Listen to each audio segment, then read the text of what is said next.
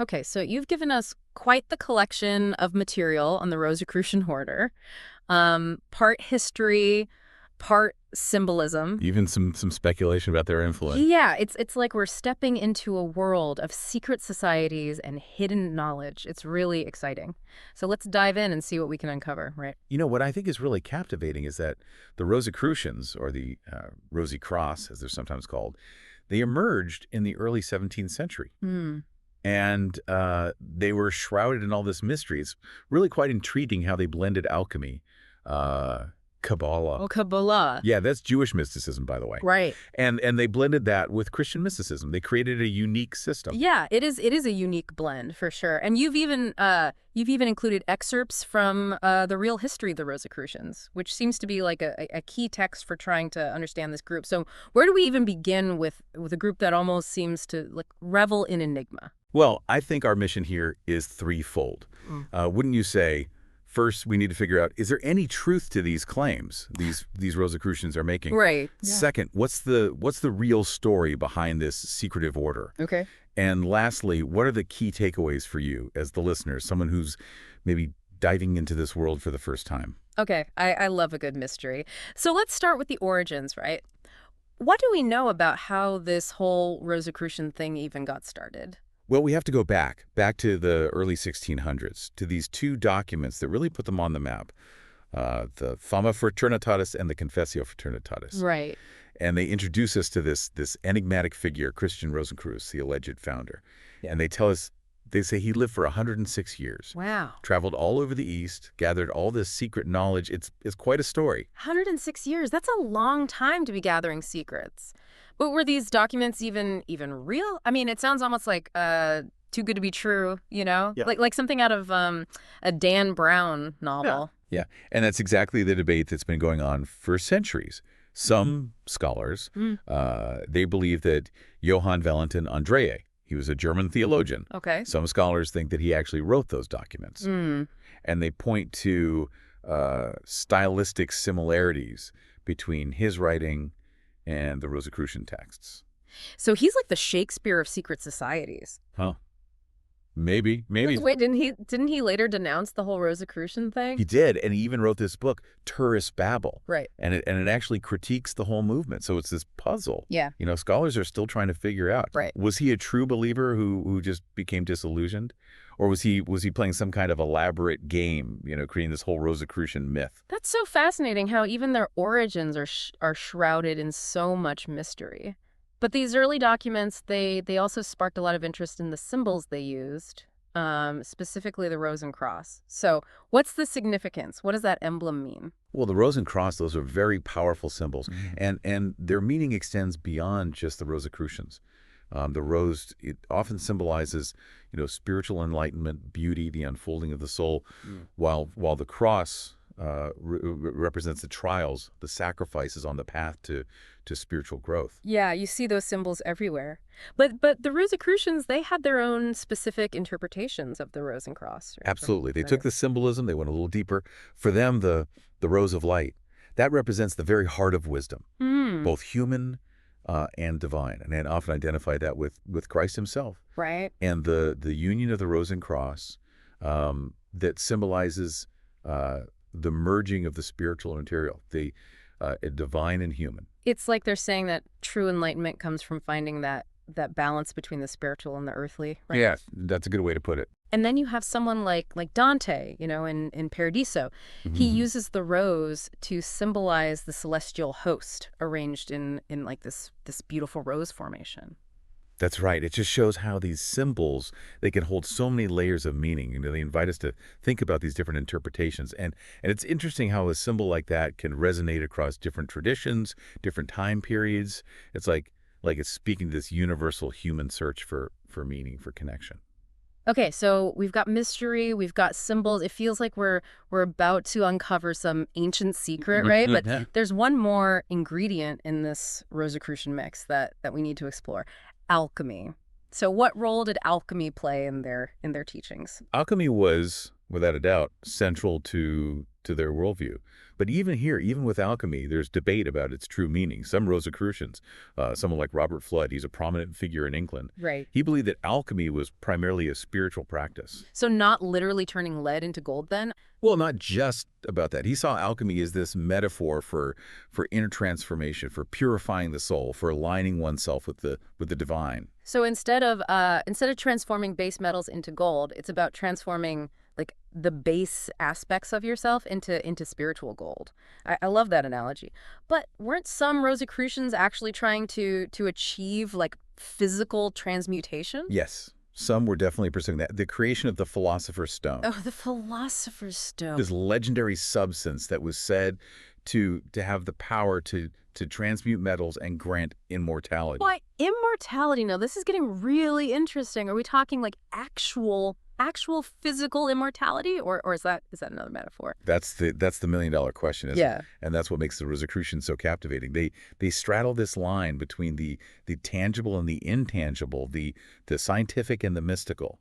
It's like they're saying, hey, there might be a way to unlock the secrets of matter, right, to achieve immortality, but the real journey, the real transformation is happening within. Exactly.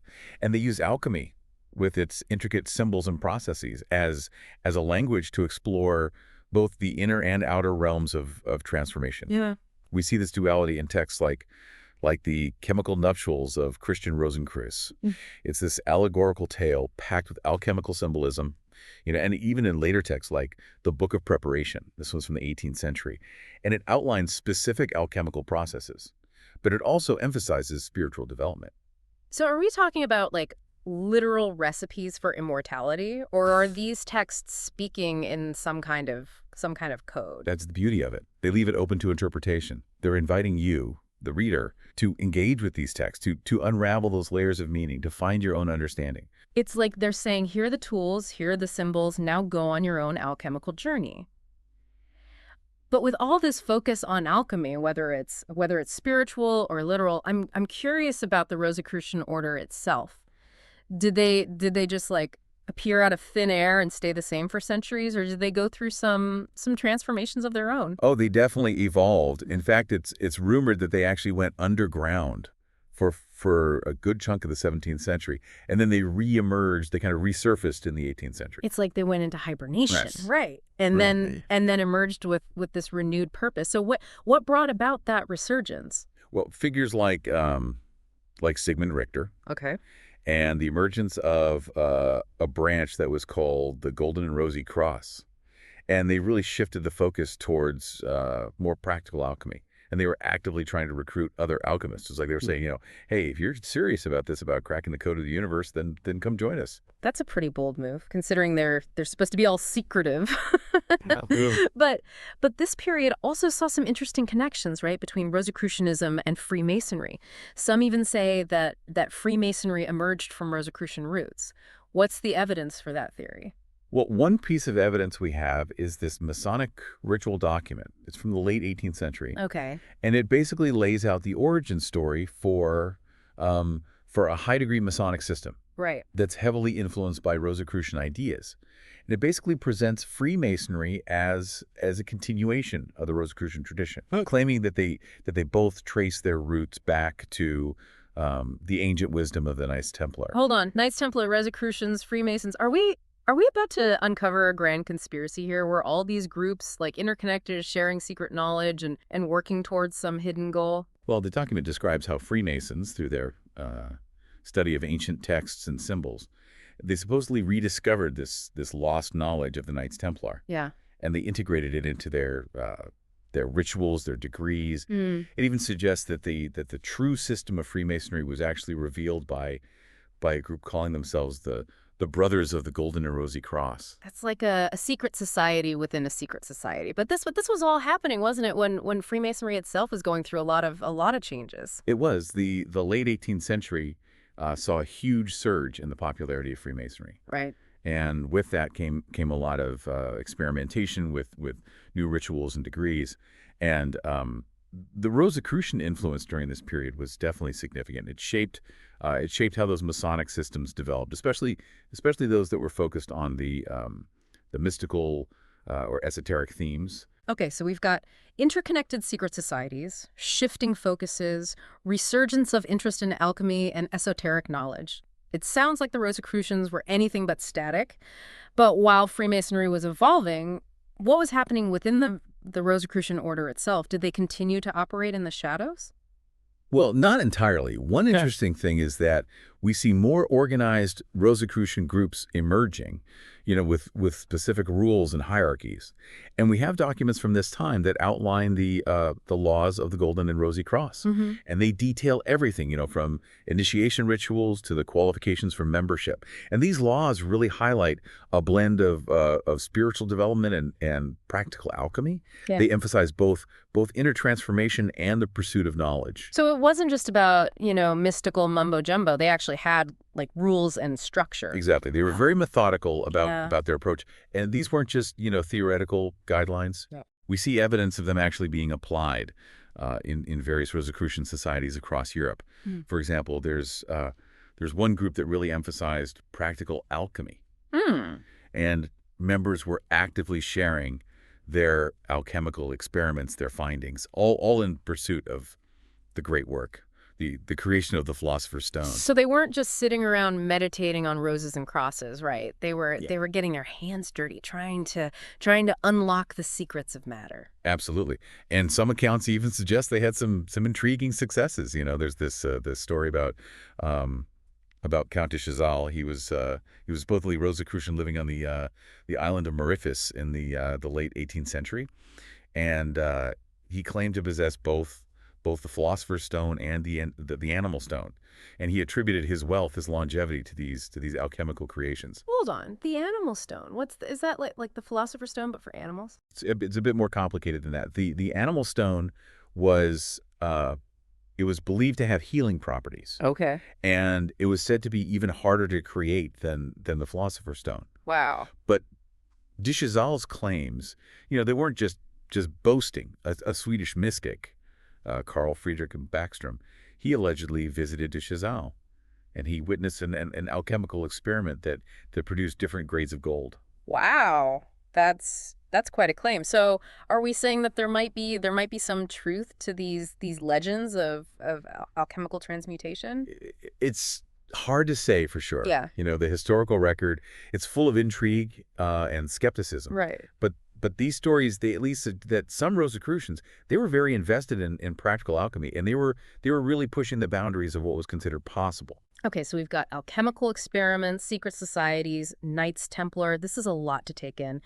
But amidst all these practical pursuits, did they forget about the spiritual side of things? Did that continue to evolve as well? Oh, definitely. In fact, during this time period, we see spiritual alchemy becoming even more prominent in their teachings. Spiritual alchemy. So what exactly is that? Is it like meditation with a dash of magic? It's a form of alchemy that really focuses on inner transformation, on the purification of the soul, and they use this symbolic language, allegorical narratives, to kind of guide the seeker on this mystical path. It's interesting how this shift towards spiritual alchemy, it kind of mirrors what was happening in Freemasonry at the time. Right. They were both moving away from purely material pursuits, and embracing more of an internal, a symbolic approach to these mysteries. Yeah. You've touched on something crucial there. It highlights how these two traditions, while distinct, they were influencing each other. Yeah. And they were reflecting each other. It's like they were on parallel paths, both exploring that intersection of the material and the spiritual. Okay, so they're evolving their practices, incorporating these new ideas, and maybe even influencing other groups. But with all this change, did the Rosicrucians ever lose sight of their Christian roots? I mean, those early documents were pretty steeped in Christian symbolism, weren't they? That's a great question. As we move into the 18th century and beyond, we see them taking more of a universal approach to spirituality, while the Christian symbolism it remained present. They started to weave in elements from Kabbalah, from Hermeticism. That's like a blend of Egyptian and Greek mysticism, Okay. and even Eastern philosophical concepts. So a broadening of their horizons. Like they were saying, hey, there's wisdom to be found everywhere. Let's bring it all together. Exactly. It seems that as the Rosicrucian tradition, matured, it sought to integrate wisdom from many sources, moving towards a more inclusive, more universal understanding of the divine. Okay, so they're embracing this wider range of spiritual influences, but we're talking about the 18th century, Right. right? This is a time of major social and political upheaval in Europe. Did those changes have any impact on the Rosicrucians? Were they involved in any of the revolutionary movements of the time? Well, they certainly weren't immune to all those currents of change swirling around them. One of the most significant events was the Illuminati scare. Yeah. That swept through Europe in the late 18th and early 19th centuries. Ah, the Illuminati. Secret societies, hidden agendas, world domination. It's all very Dan Brown, isn't it? It is, and during that time, secret societies were viewed with so much suspicion. They were accused of plotting revolutions and undermining the established order. Yeah. And the Rosicrucians, they were already known for their secrecy, so they kind of got caught up in that paranoia. So were they actually involved with the Illuminati, or were they just victims of circumstance or guilty by association? That's where things get a little murky. Well, there's no evidence of any direct involvement with the Illuminati. They did become a target, particularly in Germany. Okay. And this period saw a crackdown on Rosicrucian activities, forcing them to either disband or go even deeper underground. So the Illuminati scare had this chilling effect on their operations, pushing them further into the shadows. Exactly. And this fear also led to this romanticization of the Rosicrucians. It just fueled all these myths and legends about their power and influence. So they were being demonized by some and romanticized by others. Talk about a mixed reputation. But this talk of secret societies and hidden agendas makes me wonder, were the Rosicrucians ever involved in any real political intrigue? Were they trying to pull strings from behind the scenes? Well, there's no evidence of them, orchestrating revolutions or masterminding some grand conspiracy. Some Rosicrucian groups, they were definitely interested in social reform. Well, so they weren't about toppling governments, but they were concerned about the state of the world. Yes, but their approach was different. They really believed in the idea of universal brotherhood. Emphasizing the inherent dignity of all human beings, and the interconnectedness of all things. So a very humanistic and inclusive perspective. Exactly, and this belief led them to advocate for things like tolerance, education, and the advancement of knowledge. They saw these as the keys to uplifting humanity and creating a more harmonious and just society. But did they ever go beyond just advocating for these ideals? Did they actually put their ideas into action? Some did. There's the example of Johann Valentin Andrea, who we talked about earlier. Yeah. He envisioned this utopian Christian society based on Rosicrucian principles. Okay. And he advocated for education, tolerance, and the advancement of knowledge. But wasn't Andrea the same guy who later criticized the Rosicrucians? He was. It's a bit of a paradox, isn't it? It seems like while he did become disillusioned with certain aspects of the Rosicrucian movement, he still held on to those ideals of spiritual and social reform that he believed they represented. So even as he distanced himself, he still believed in those core values. That adds another layer of complexity to the whole Rosicrucian story. It does. It suggests that his relationship with the Rosicrucians was far more nuanced than just black or white, for or against. Mm-hmm. He might have seen both the potential and the pitfalls. Yeah. Struggling to reconcile his idealistic vision with the realities of human nature. Okay, we've talked a lot about these prominent male figures in the Rosicrucian movement, but were there any women involved? Were they part of these secret societies, or was it a strictly boys' club? That's a question that's been debated for centuries. Hmm. While the sources, they mainly focus on the male members, their IS, there was some evidence suggesting that women were involved in these circles. So were they full-fledged members, participating in the rituals and the discussions, or were they more like silent partners, Yeah. supporting the men from the sidelines? The evidence is limited, Yeah. but their roles they likely varied depending on the specific group and the time period. So some accounts mention women attending meetings, participating in discussions, while others suggest that they played more supportive roles, maybe assisting with alchemical experiments or offering spiritual guidance. It's fascinating how even in these supposedly secret societies, we see those echoes of the social norms of the time, right? Correct. With women's contributions often being overlooked or downplayed. Absolutely, the Rosicrucian story. It's inseparable from the social and cultural context in which it unfolded, and uncovering the full extent of women's involvement in this tradition it's an ongoing process. Right. It requires digging deeper, reading between the lines, and challenging those traditional narratives. So the research is still ongoing. People are still trying to piece together the puzzle of the Rosicrucians and their impact on history. They are. The Rosicrucian story is far from over. Scholars are constantly uncovering new documents, analyzing historical records, debating the meaning and significance of this tradition.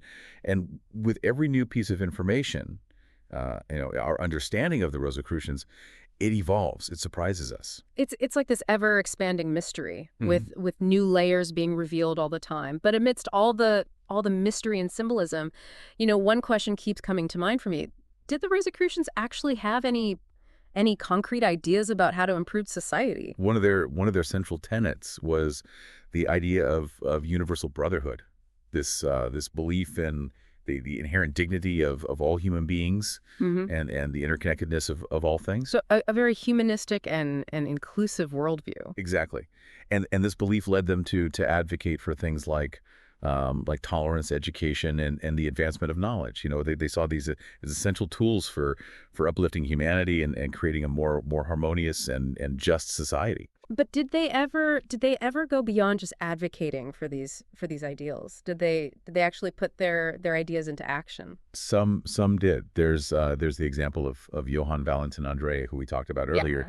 Yeah. He envisioned this utopian Christian society based on Rosicrucian principles, and he advocated for education, for tolerance, and the advancement of knowledge. But wasn't Andrea the same guy who later criticized the Rosicrucians? He was. Yeah. It's a bit of a paradox, isn't it? It seems like while he did become disillusioned with certain aspects of the Rosicrucian movement, he still held on to those ideals of spiritual and social reform that he believed they represented. So even as he distanced himself, he still believed in those core values. That adds another layer of complexity to the whole Rosicrucian story. It does. It suggests that his relationship with the Rosicrucians was far more nuanced than just black or white, for or against. He might have seen both the potential and the pitfalls. Yeah. Struggling to reconcile his idealistic vision with the realities of human nature. So while they may not have had like detailed political manifestos or anything like that, their writings, they do express this deep concern for the state of the world and this desire to make things better. They did, and some Rosicrucian groups, they even established charitable organizations and educational institutions. Putting their ideals into practice. It wasn't just about abstract theories for them. It was about making a tangible difference in the lives of others. So they weren't just sitting around in secret chambers debating esoteric theories, right? Yeah. They were actively engaged in trying to make the world a better place. They were. While their methods might have been different from traditional social reformers, their goal was ultimately the same: to create a more just, a more enlightened world for everyone. It's fascinating how this desire for social change, it seems to be like woven into the fabric of Rosicrucian thought, even as they maintained their secrecy and their pursuit of hidden knowledge. It really speaks to their belief that true spirituality, it should manifest in acts of service, in compassion, The inner work of self-transformation, it should naturally flow outward and lead to positive change in the world around us. It's like they're saying, if we want to change the world, we have to start by changing ourselves. Exactly. And that transformation, for them, it was this multifaceted process. It encompassed spiritual growth, intellectual exploration, and an active engagement with the world. Now, the sources you've gathered, they mention several branches of the Rosicrucian order, and it seems like they weren't just this one monolithic group, right? But rather this collection of different factions, each with its own focus, its own practices. Did these groups ever interact with each other, or were they totally separate, operating in their own little silos? That's a great question, and the answer, like much of Rosicrucian history, is shrouded in a bit of mystery. While some groups they did maintain a strict separation, there is evidence suggesting that others they might have interacted, even collaborated behind the scenes, and it's likely that individual members, they sometimes belonged to multiple groups or moved between different branches. So it wasn't this rigidly structured organization, but rather this network of interconnected societies, more like a web than a pyramid. That's a good analogy. It's crucial to remember that the Rosicrucian movement, it was never a single unified entity. Think of it more as a constellation of overlapping circles, Right. each with its own interpretation of Rosicrucian principles, Rosicrucian methods. And this decentralized structure, it probably helped them adapt to changing circumstances, and avoid detection, wouldn't you say? Absolutely. The lack of essential authority, it allowed different branches to flourish in different regions, and to adjust their practices to suit local conditions. And it also made it much harder for outsiders to infiltrate or to suppress the movement as a whole. It's like a chameleon, right? Blending into different environments and adapting to survive. But all this talk of secret societies and hidden knowledge, it raises this tantalizing question. What about their rituals and their practices? What can you tell us about their initiations and the secrets they supposedly guarded? The sources that we have, they provide these intriguing glimpses into those rituals, and they reveal this rich blend of symbolism, allegory, and mystical teachings. And initiations, they were designed to guide candidates on a journey of self-discovery and spiritual awakening. So not just a handshake and a secret password. What kind of things did these initiations actually involve? Imagine symbolic trials, oaths of secrecy, and the gradual unveiling of hidden knowledge. It was a multi-layered process, carefully crafted to challenge and transform the initiate. It sounds like a very immersive, very transformative experience. Can you give us any specific examples of these rituals and the symbols that they employed? Alchemical symbolism was a key element. Candidates, they might undergo symbolic processes of purification and transmutation, mirroring the stages of the alchemical great work. The four elements, earth, air, fire, and water, they often played a role, representing different aspects of the human psyche and the process of spiritual development. So they were using these alchemical processes as a metaphor for inner transformation. Like they're saying, if we want to transform ourselves, we have to understand these forces at work within us, the elements that shape who we are. Exactly. They saw the human being as this microcosm of the universe, reflecting all the forces, all the elements that are at play in the cosmos. But what about the rose and the cross, those iconic symbols, right, of the Rosicrucian tradition? Did they feature prominently in their rituals? Absolutely. The rose representing spiritual enlightenment and the soul's unfolding. It might be used in rituals to symbolize the candidate's journey towards illumination, and the cross signifying the trials, the sacrifices on the path to spiritual growth. It might represent those challenges that the candidate must overcome. It's like they're using these symbols to create a map of the spiritual journey, a guide for navigating the inner landscape. That's a great way to put it. They believed in the power of symbols to evoke this deep meaning and to activate this latent spiritual potential. It wasn't just about intellectual understanding. It was about experiencing those truths, on a visceral, on an emotional level. Now, I know you mentioned earlier that Rosicrucian teachings, they incorporated elements from various spiritual traditions. Did their rituals reflect this eclecticism as well? Were they drawing inspiration from different sources? To a certain extent, yes. Well, some rituals they stuck with Christian symbolism. Yeah. Others incorporated elements from Kabbalah, from Hermeticism, and even Eastern mystical practices. And this blending in traditions, it reflects the evolving nature of the Rosicrucian movement, and their openness to integrating wisdom from different sources. It sounds like they were saying, why limit ourselves to just one tradition when there's so much wisdom to be found out there in the world? Exactly. They believed that true knowledge wasn't confined to any single belief system. It was this universal truth waiting to be discovered through dedicated study, through inner exploration, and a willingness to look beyond the confines of dogma. It's like they were spiritual explorers, right?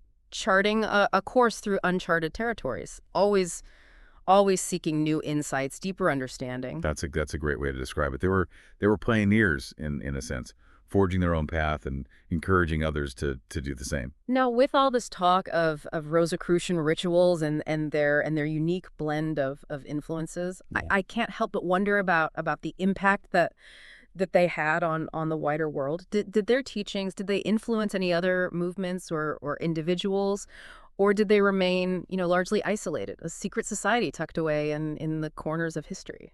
Well, their influence was often subtle and hard to trace directly. There's no doubt that Rosicrucian ideas, Rosicrucian symbolism, they permeated various aspects of Western culture. We see echoes of their teachings in literature, in art, in philosophy, and even in science. It's like they planted these seeds that blossomed in unexpected ways. Can you give us some specific examples of this Rosicrucian influence? Who are some of the individuals or the movements that were impacted by their ideas? One prominent example is their influence on the development of Freemasonry, particularly during the 18th century. We talked earlier about those Masonic rituals that incorporate Rosicrucian themes, Rosicrucian symbolism. There's pretty clear connection there. Right, that Masonic ritual document that you mentioned, it really highlights those links. It's like they were sharing secrets across secret societies. But were there any individuals, outside of Masonic circles who were influenced by Rosicrucian thought? Absolutely. The English poet and mystic William Blake comes to mind. His works are full of these enigmatic symbols and these mystical illusions that really resonate with Rosicrucian themes of spiritual alchemy and the transformative power of imagination. Yeah, Blake's work is fascinating. He was definitely exploring those hidden dimensions of reality. His poems, his engravings, they're like these visual representations of those alchemical processes, those transformations happening within the soul. Were there any other writers or artists who might have been influenced by Rosicrucian teachings? The German Romantic movement in the late 18th and early 19th centuries. That's another intriguing example. Romantic writers, romantic artists, they were often drawn to themes of mysticism of nature and the search for transcendent meaning, which aligned with certain aspects of Rosicrucian thought. That makes sense. The Romantics, they were all about embracing the mysterious and the sublime, right? Those experiences that defied rational explanation. It fits with that Rosicrucian fascination with hidden knowledge and spiritual exploration. Absolutely, and beyond specific individuals or movements, we can even see traces of Rosicrucian influence in this broader cultural shift towards esotericism and occult studies that took place during the 19th century. The rise of spiritualism, theosophy, and other esoteric movements. It suggests this growing fascination with the hidden dimensions of reality. A fascination that the Rosicrucians, with their focus on secret knowledge and spiritual alchemy, may have helped to spark. So their legacy extends far beyond just those pamphlets and secret societies. They were part of this larger current of thought. A shift in consciousness that's still reverberating today. Exactly. They were in a way ahead of their time, exploring themes and ideas that would later become central to various spiritual and philosophical movements. Yeah. It speaks to the enduring power of their teachings, their ability to transcend time and place, and to continue to inspire new generations of seekers. Now, with all this talk of influence and legacy, let's shift our focus to some of the key figures associated with the Rosicrucian order. We talked about Christian Rosenkreuz, their legendary founder.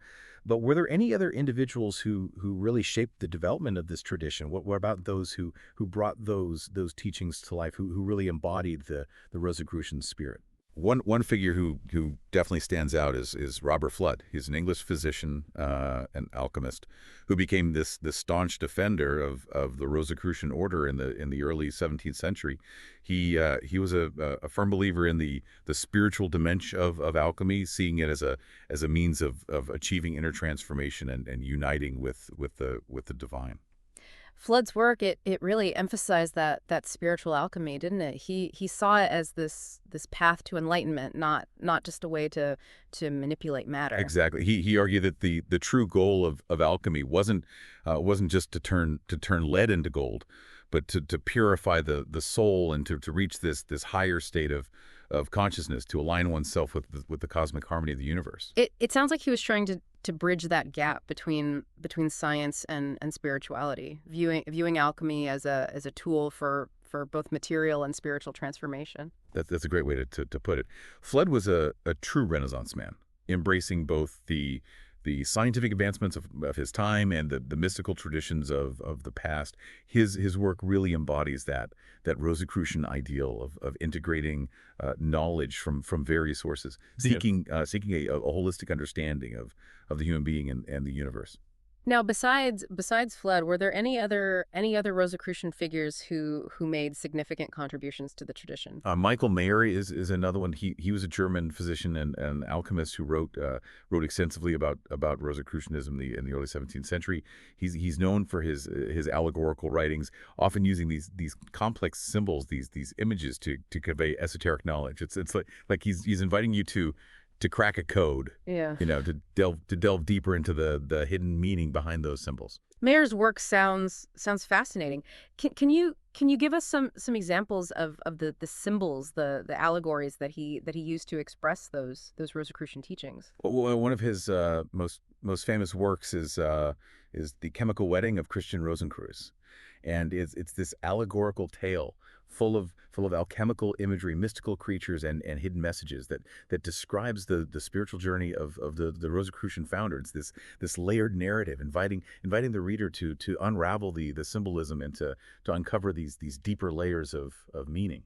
It sounds like he was trying to create this kind of initiatory experience for the reader, using symbolism, using allegory to kind of guide them towards this deeper spiritual understanding. It's like a treasure hunt for the soul. Exactly. He believed that esoteric knowledge it shouldn't be presented directly, but rather veiled in this symbolic language, and it's up to the seeker to decipher the meaning through contemplation, through intuition. And this approach, it fits perfectly with that Rosicrucian emphasis on secrecy, right? And the gradual revelation of knowledge. They believed in earning knowledge, not just being handed the answers on a silver platter. Absolutely. Yeah. They saw the search for truth as this ongoing process, a journey of self-discovery, of spiritual awakening. So it wasn't just about acquiring information. It was about transforming oneself through the process of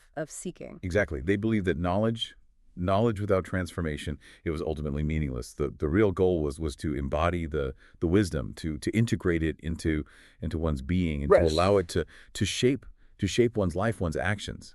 Okay, so we've got Flood focusing on the spiritual aspects of alchemy. We've got Mayer using symbolism and allegory to convey these esoteric truths. It's like they're representing these different facets of the Rosicrucian tradition. But were there any figures who stood out for their practical achievements? Those who actually managed to bring those Rosicrucian teachings into the real world. Sigmund Richter is a good example. He was a German alchemist who led a branch of the Rosicrucian order in the late 17th and early 18th centuries. Yeah. And his focus was really on practical alchemy, Yeah.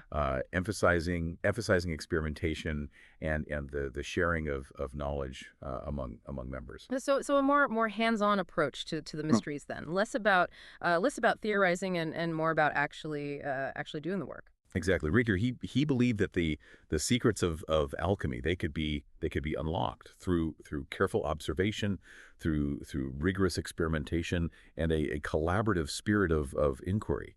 He encouraged his followers to document their findings, to share both their successes and their failures, and Wow. to work together to really push the boundaries of alchemical knowledge.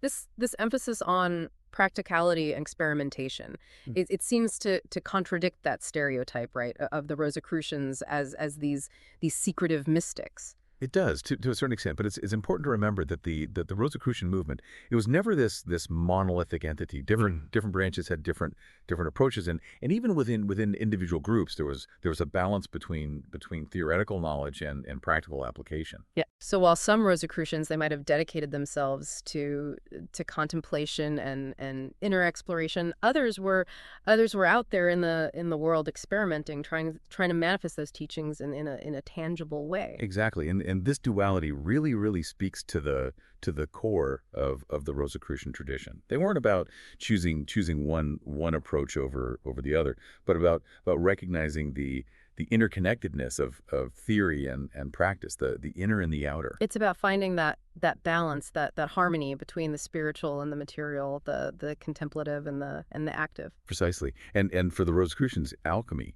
it was this key to unlocking that balance, this bridge between the realms of spirit and matter, the inner and the outer. Speaking of alchemy, it's clear that it played a central role, right, in Rosicrucian thought and practice. But was it the be all and end all of their teachings, or was there more to it than that? Well, it was much more than just that. Alchemy was certainly crucial for them, but its meaning, it varied depending on the individual or the group. For some, it was primarily about spiritual purification and achieving union with the divine. For others, it was more about unlocking the secrets of matter, potentially even transmuting base metals into gold. So a spectrum of interpretations then. It seems like alchemy for the Rosicrucians was this bridge between that tangible pursuit of transforming matter and the more intangible quest for spiritual growth. That's a brilliant observation. And even those who focused on the spiritual aspects, they didn't completely dismiss the material side. They saw the two as intertwined, believing that inner transformation, it could manifest in outward changes and vice versa. It's like they were saying the work we do on ourselves, the inner alchemy, it can actually ripple outward and affect the world around us. Exactly. And that interconnectedness between the spiritual and the material, the inner and the outer, it was a core principle in their worldview. With all this talk of alchemy and secret knowledge, it's easy to get swept up in this romanticized image of the Rosicrucians. Yeah. But were they ever accused of anything shady? Did they have any critics who saw them as a threat or a danger? Oh, absolutely. I mean, they were shrouded in mystery. They espoused these unconventional beliefs. So they naturally attracted criticism and opposition. Some of the most vocal critics came from the religious establishment who saw their teachings as heretical and a challenge to their authority. It's like that age-old clash, right, between those in power and those who dare to question the status quo. Precisely. The Rosicrucians, with their emphasis on personal experience and inner revelation, they challenged those traditional religious hierarchies that relied on dogma, on external authority. And this naturally led to tension, to accusations of heresy. Can you give us any specific examples of religious figures or institutions coming out against the Rosicrucians? The Jesuit order is a prime example. They saw the Rosicrucians as a potential threat to the Catholic Church, and they published these pamphlets, these treatises denouncing them, accusing them of promoting these dangerous beliefs and undermining the true faith. So it was this battle for the hearts and minds of the people, the Rosicrucians, with their focus on tolerance, on this more universal approach to spirituality, versus the established church with its doctrines, its hierarchies. Exactly.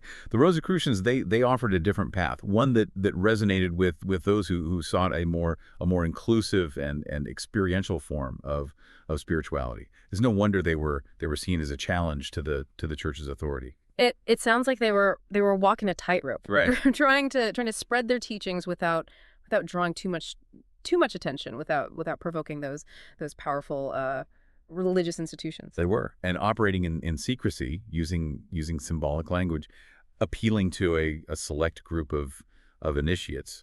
It was a way to safeguard themselves, and it also reflected their belief that true knowledge it should be carefully protected and gradually revealed. Okay, so they had their critics within the religious establishment, but what about the scientific community?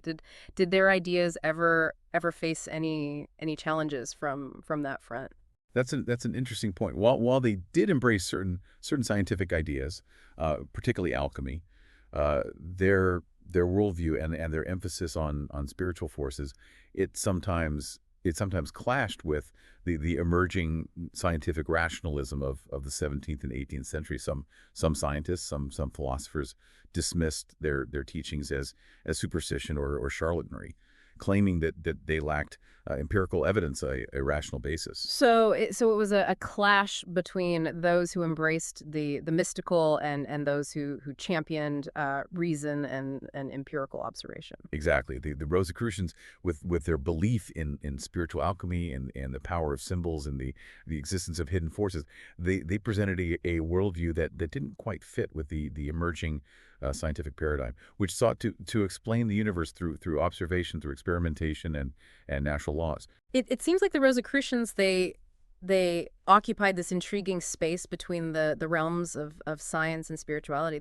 They embraced both the empirical and the mystical, which made them both fascinating and controversial to their contemporaries. They did. Their eclectic approach to knowledge, their willingness to blend ancient wisdom and modern insights, it made them both pioneers and heretics, challenging the boundaries of established thought and paving the way for new ways of understanding the world, understanding our place in it. With all these challenges and controversies, how did the Rosicrucians manage to survive and continue their tradition for centuries? Were they simply lucky, or did they have some kind of secret formula for resilience? Their ability to adapt and their inherent resilience were key factors in their survival. They adjusted their practices, their teachings to fit the changing times, sometimes operating in deep secrecy, other times emerging into public view.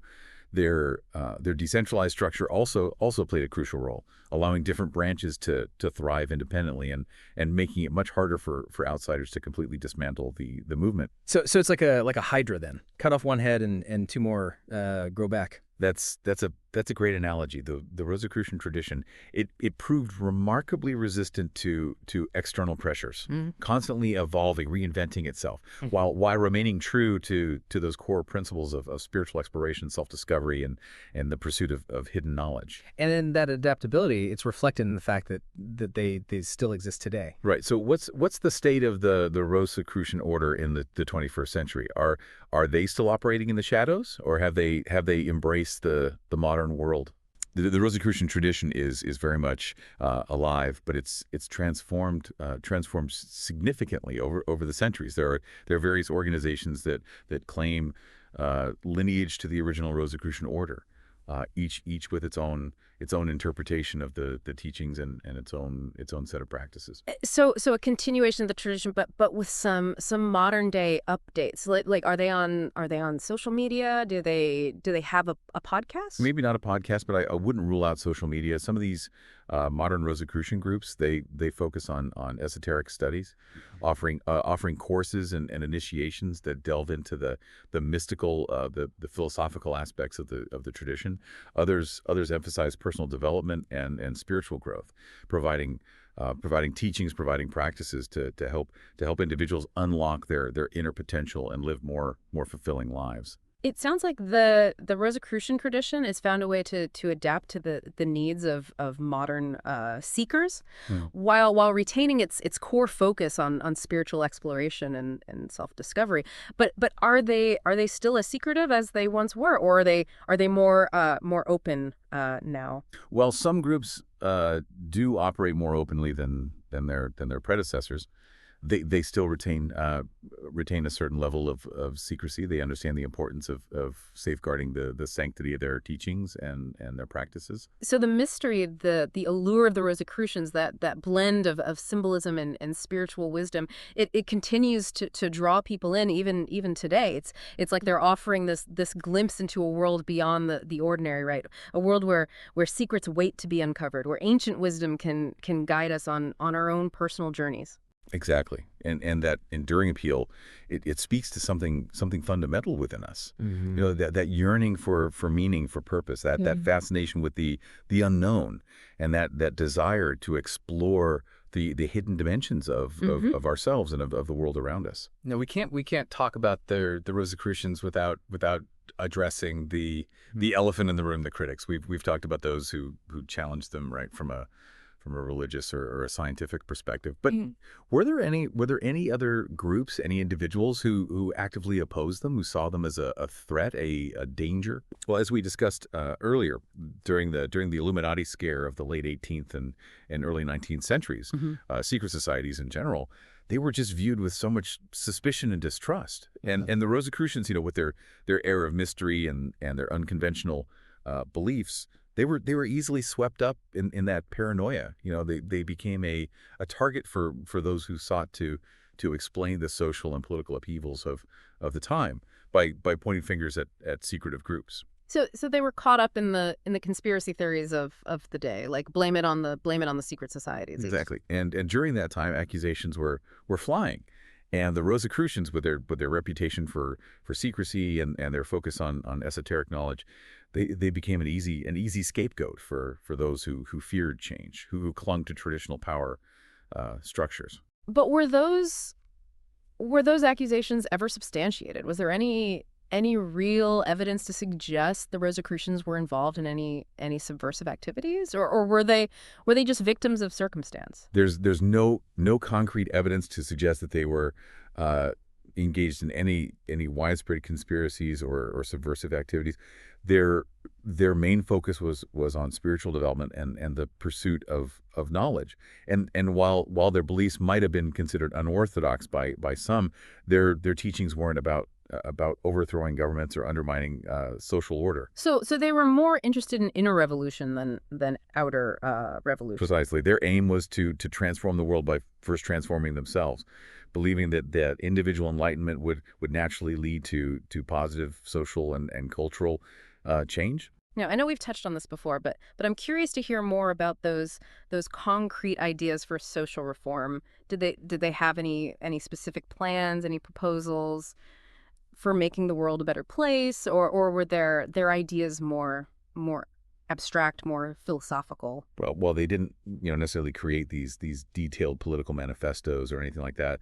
Their writings do often express this deep concern for the state of the world and this desire to alleviate human suffering. They believed in the inherent goodness of humanity and saw the potential for a more enlightened, a more harmonious society. So they were idealists then, believing in the power of individual transformation to create this ripple effect of positive change. Yes, you could say that.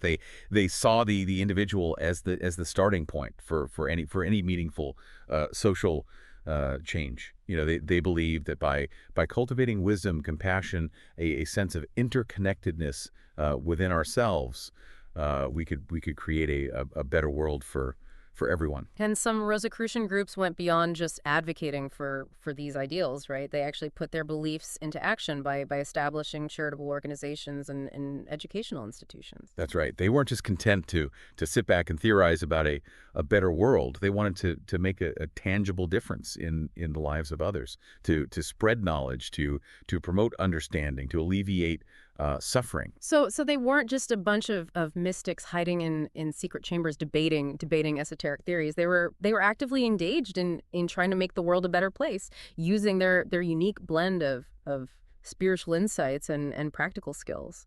They were.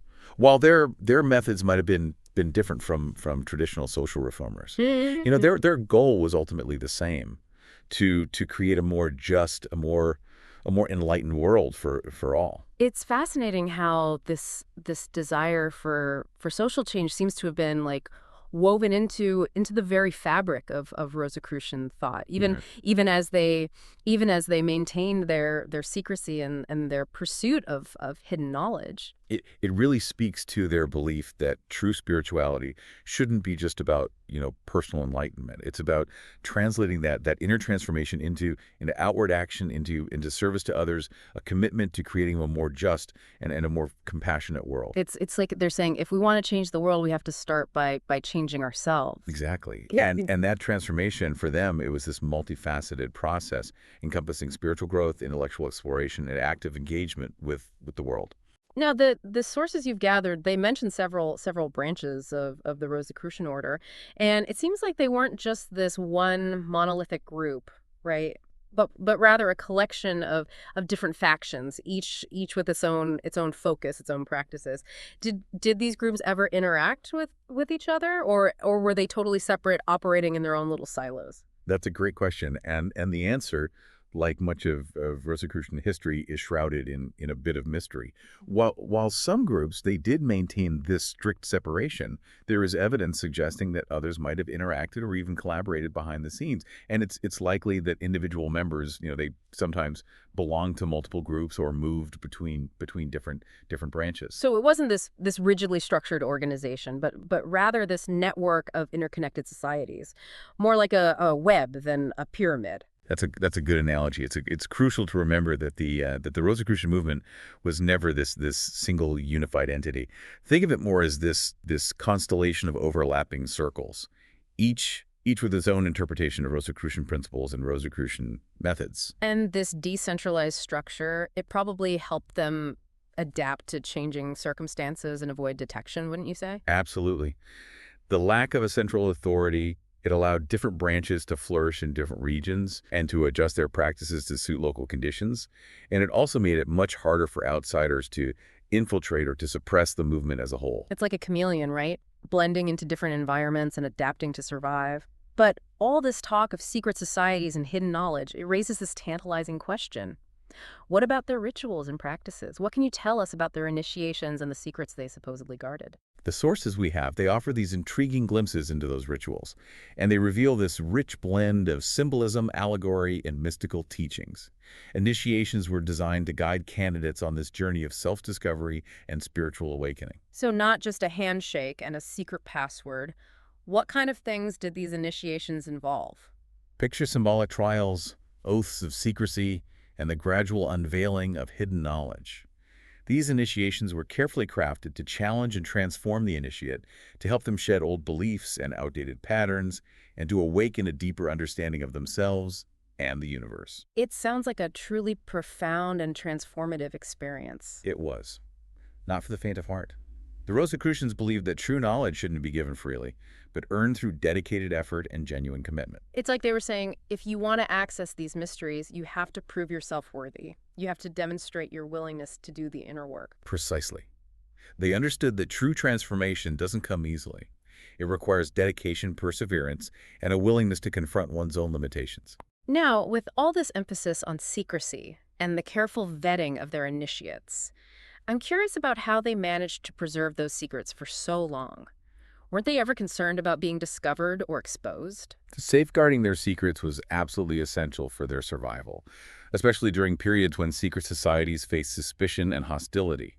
They employed a variety of methods to protect themselves and their teachings. So what were some of their tactics for staying under the radar? Were they masters of disguise? Did they have hidden layers and secret passages? Think coded language, concealed symbols, and discrete meeting places. They communicated through ciphers and veiled their teachings in allegory and metaphor, shielding their true meaning from those who weren't meant to see. So they were like the original code breakers, creating their own secret language to protect their wisdom. Exactly.